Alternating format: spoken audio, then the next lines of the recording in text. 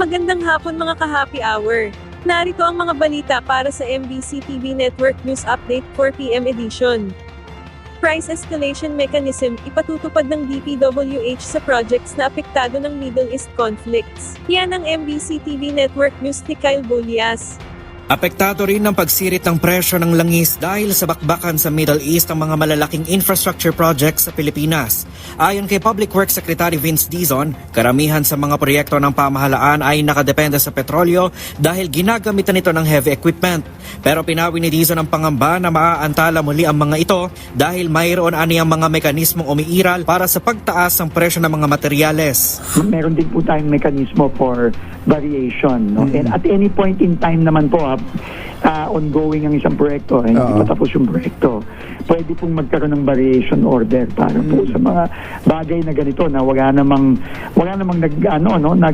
nag-anticipate na magkakaganito ngayon. Totoo yun, no? Hindi naman po yan kasalanan ng mga kontratista, hindi naman po yan kasalanan ng kahit sino. No? So, kailangan nga po ma-apply siyempre ng tama. No? Hindi po aabusuhin at hindi po gagamitin sa pandaraya. Kabilang sa tinututukan ngayon ng DPWH ang rehabilitasyon ng Maharlika Highway, partikular na ang rutang nagdurugtong sa Samar at Leyte at ang Andaya Highway sa Quezon at Bicol. Bagamat paparating pa lamang aniya ang mga malalaking kontratistang tatrabaho rito, sinabi ni Dizon na hindi maaapektuhan ang biyahe ng mga kababayang magsisipag-uwian sa mga probinsya ngayong papalapit na Semana Santa. Paliwanag ni Dizon, tatapusin muna sa ngayon ang mga isinasagawang temporary repairs upang matiyak na tuloy-tuloy ang daloy ng trapiko sa Holy Week Exodus. Pero ito pong ginagawa ngayon, ito na yung mga ongoing dati pa last year na delay na pinapapaspasan natin ngayon. At ang sabi ko nga, meron tayong objective para sa Holy Week, sa mahal na araw, na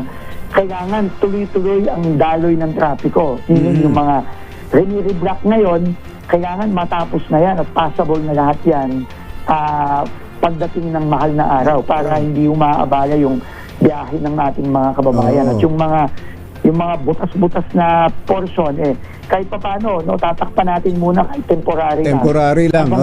Sa iba pang mga balita, nagpaabot naman ang pakikiramay si Dizon sa nasawing DPWH engineer sa Northern Samar na si Karen Corsino del Valle matapos pagbabarilin ng umano'y live-in partner nito.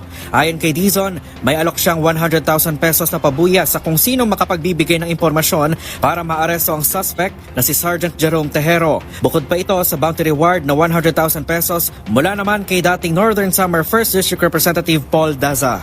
Para sa MBC TV Network News, ito si Kyle Bulias ng Deezer H. Una sa Pilipinas, una sa Pilipino.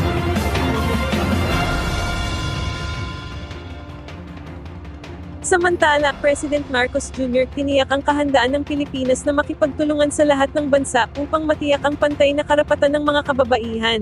Nagpahayag ng kahandaan si Pangulong Ferdinand Bongbong Marcos Jr. ng kahandaang makipagtulungan sa lahat ng bansa sa gitna ng paninigurong mapangangalagaan ang karapatan ng mga kababaihan sa lahat ng larangan.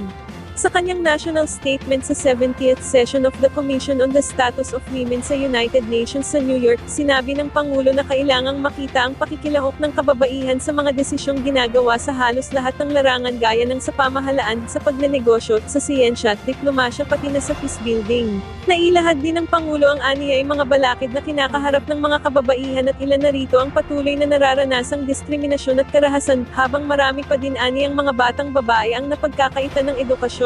Kaya sa kanyang address, iginiit ng Pangulo ang pagkakaisa upang komprontahin ang anumang anyo ng pananakit laban sa kababaihan. Iginiit din ni Pangulong Marcos ang pantay-pantay na akses sa trabaho, sa pananalapit sa pagnenegosyo, at pati na sa pamumuno ng mga kababaihan. The Philippines stands ready to work with all nations to advance this cause. Because when women rise, societies rise with them. When women lead, nations move forward. At yan ang mga balita para sa MBC TV Network News Update 4 PM edition. Abangan ang mga susunod na balitaan mamaya para sa 5 PM edition.